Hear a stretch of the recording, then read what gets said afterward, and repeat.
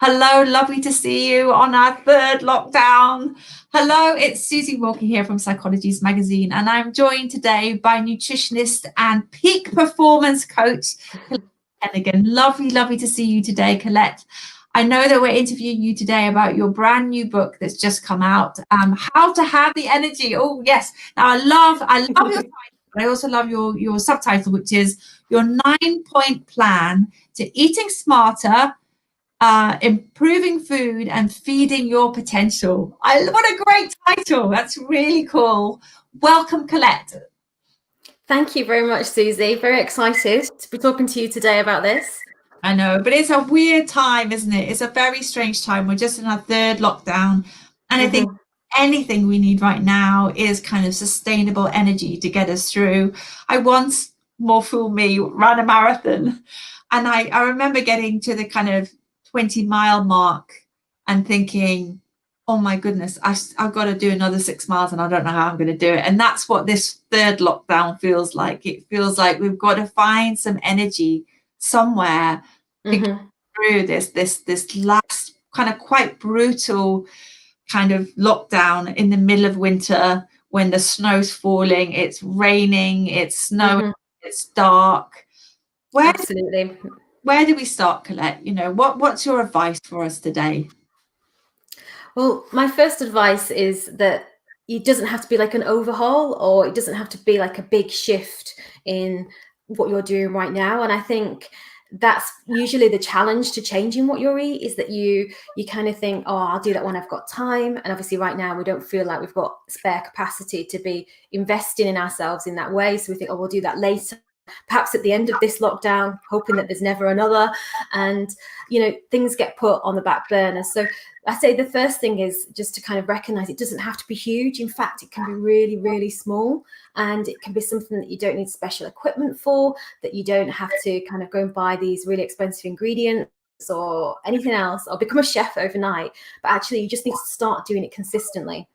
So hopefully I'll be able to share a few of those things with you, but just get the mindset of that it doesn't have to be huge, you know, these changes to make a difference to your energy. Okay, so let's say we've got a lot of working mothers right now trying to run their businesses, do full-time work, as well as bring up their children, homeschool children. It's really challenging. And when you're not sleeping, you've got low energy. What are the best ways to maximize our energy and get, you know, to be focused by what we eat or how we exercise? I know you're a peak performance coach, so tell us a little bit about what are your best tips for us? Yeah, so I think it probably pays to say that I'm one of those mothers at the moment. So I have absolute empathy for working mothers, and I'm also flying solo. So it's just me and my daughter, and it is tough working full time and managing a small toddler at home as well.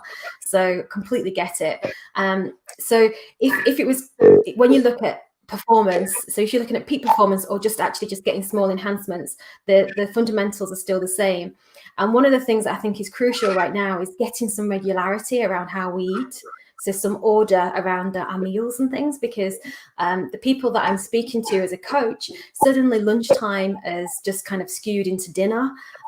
Breakfast was, you know, eaten whilst doing something else, whether that's on a Zoom call or doing something with the children or whatever, you know, it just kind of seems like meals have just blurred into every other activity, but not actually meals. So if I was to give kind of a top tip right now, it would be, you know, get some rigidity around when you're going to eat. Stop, eat breakfast, no screens with the children. If you've got children at home, if you've not, it doesn't matter, because people are struggling no matter what. We all have different challenges. So and not skipping that big meal of the day. I mean, we have within here this 9-point plan, and it's a high energy plan, and one of them is lunch is not for wimps, and that seems to literally have fallen away. You know, people just skipping that meal, and stopping to eat changes the whole dynamic of the body the way we absorb nutrients. We could have this most beautiful salad, it looks like it just dropped off an influencer's Instagram.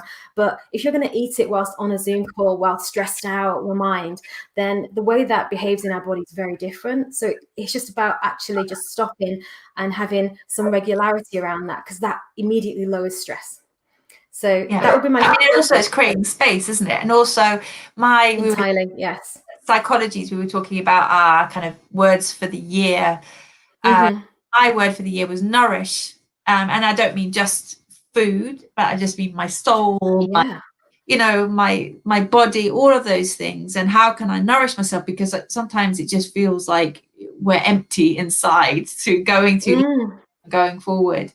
So I love what you're saying about creating kind of some space and time to actually sit and rest and eat and nourish and nourish yourself.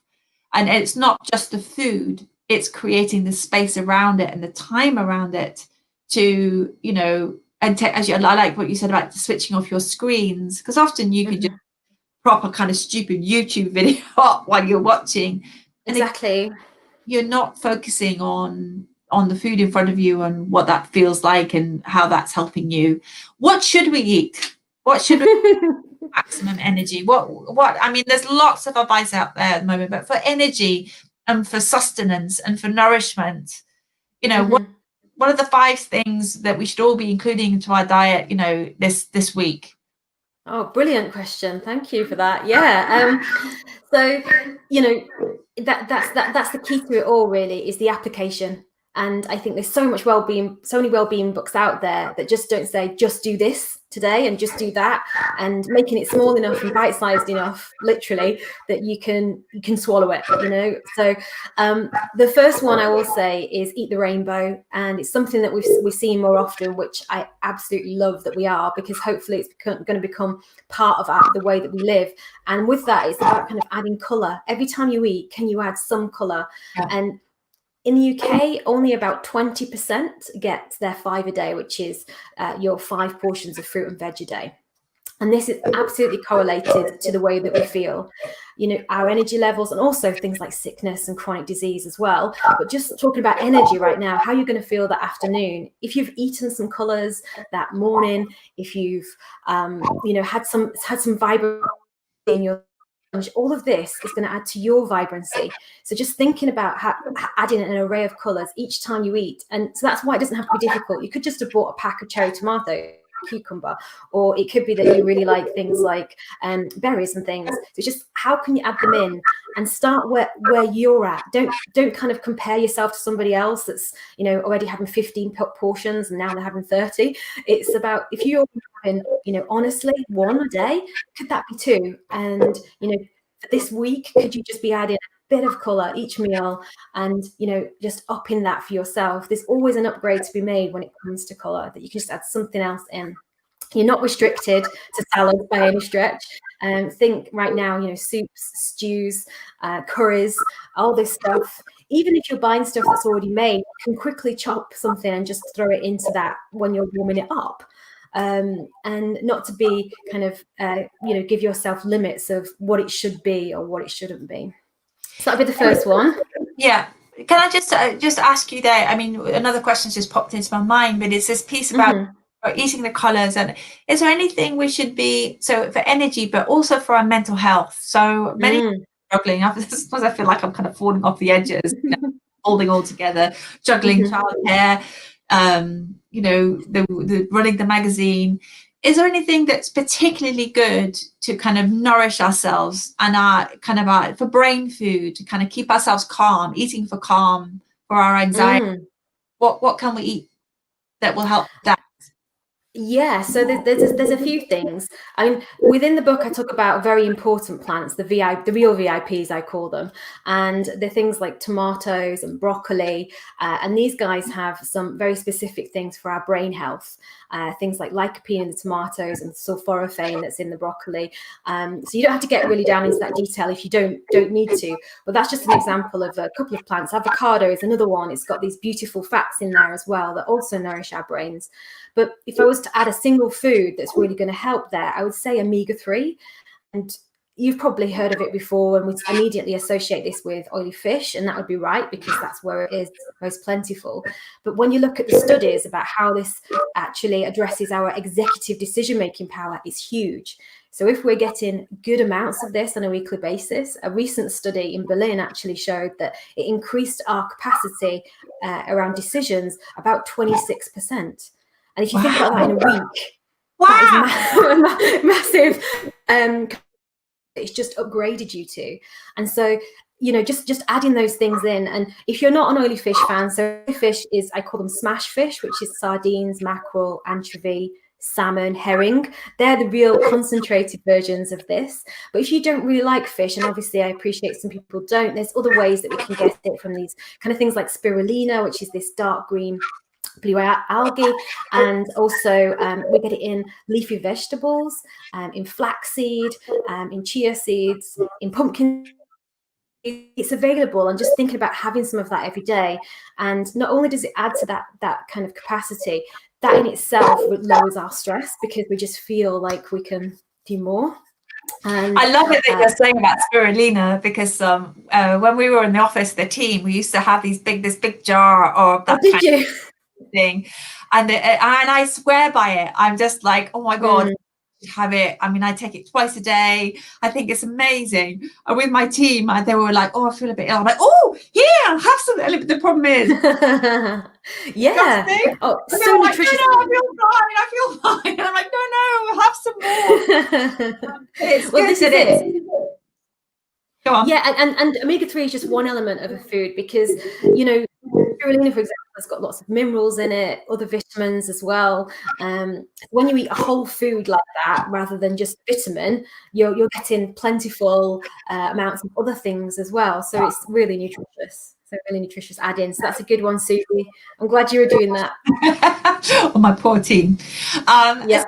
So okay, so we're eating for energy. So the eating the rainbow, omega-3s, which is really important. Brain food, yes. Brain food, you know, in terms of, you know, we can enhance, which is an amazing stat. We can enhance. It's huge, isn't it? Yes. Enhance our decision-making process by 26% by looking at our omega-3s, which is amazing. What about kind of hormones? I mean, I'm going through the menopause, so I'm a little bit all over the place. I know some of my friends are struggling. PMT and all sorts, you know.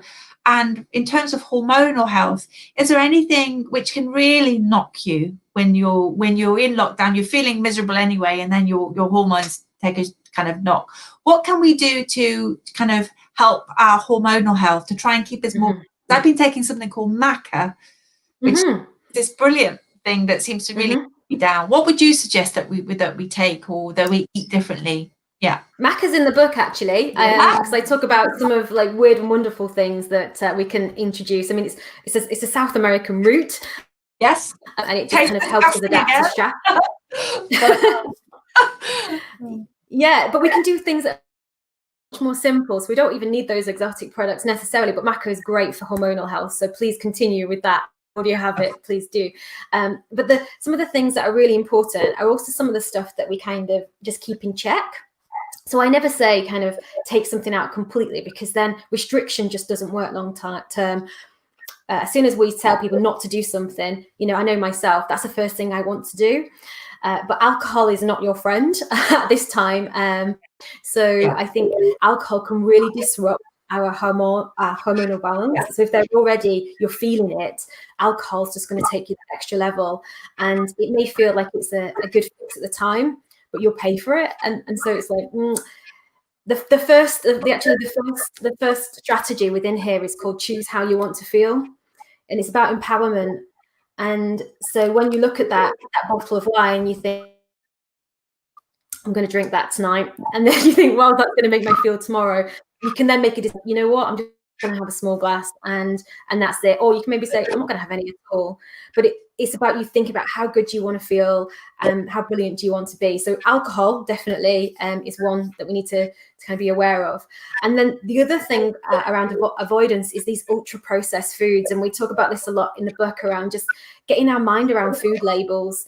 We buy foods repetitively, habitually. And when I ask people, well, what's the first ingredient on the ingredient list of that food that you're always buying? They go, I don't know. I don't know really what's in it. And that straight away shows us that something that we're eating on a day-to-day basis, we don't really know what we're eating. So steering away from stuff that has its own jingle, if you can hear it's kind of strapline and it's and the music in the background, then if it needs a whole marketing team to sell it to you, it's probably not going to drive your energy forward, right? Because the humble piece of broccoli and those blueberries don't have a marketing team, and they still sell, funnily enough. We just don't eat enough of them. So so steering away from the ultra processed foods. So these are things with big long labels that you just can't actually even pronounce, lots of perhaps E numbers and things like that, lots of hydrogenated fats, which literally our body don't know what to do with. It's like a foreign body. When we eat them, they go, what the hell is this? I thought we were eating, and so just getting a bit more awareness around those some key parts of feeling and balancing those hormones. And then everything that I've already said about getting some regularity around your meals, not letting your blood sugars crash, taking that space, creating that space for yourself, because blood sugars and hormonal balance are also really linked too. So if you're getting to the point, and I'm working with people at the moment that are going all day without food and then eating one meal at night because they're just on back-to-back calls, or doing stuff with the kids after they've finished their work, and before they know it, they've not eaten really apart from stuff they scavenged around the kitchen. And so if that's the case, then your blood sugars will be all over the place, your emotional kind of stability will be all over the place, your anxiety similar, etc. So the body likes regularity, giving it some kind of robustness to the day. Here's your breakfast. You can eat that. You don't have to do anything else with that. You just need to eat it. And then here's your lunch at a reasonable time. And then here's dinner. That in itself creates such a powerful engine for the circadian rhythm. Because eating is a, without going too off this, it's called a Zeitgeber. It's a time giver to the brain. And that in itself helps us program when our melatonin is produced for bedtime, how happy we feel with our serotonin. All of these things that are linked to our mental health start with food.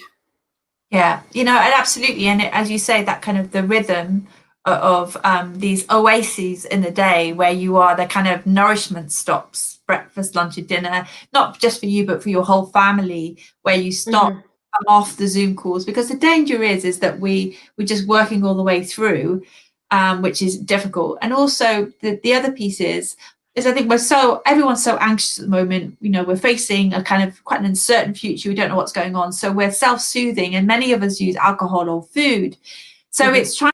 So in our next dossier, we've got a whole dossier about how to self-soothe with better things that are not just around food. But I think saying today is so useful. And the one thing that you can do is just the 3 meals a day, eating as healthily as you can, and adding those colours in. Add those colours in, but also the kind of omega-3 piece as well. If that's going to help your focus and your decision making, absolutely fantastic. They're great, Colette. Thank you very much. Let's flash your book again. This is a book co-written, How to Have the Energy, your 9-point plan to eating smarter, increasing focus and feeding your potential. There we go. Fantastic. So much today for your time and energy and all your fantastic tips. And pleasure. I will be going. I'm off to have my lunch now without a screen. Oh, I'm so proud. Thank you. Do it. Enjoy it. Lots of love. Bye bye.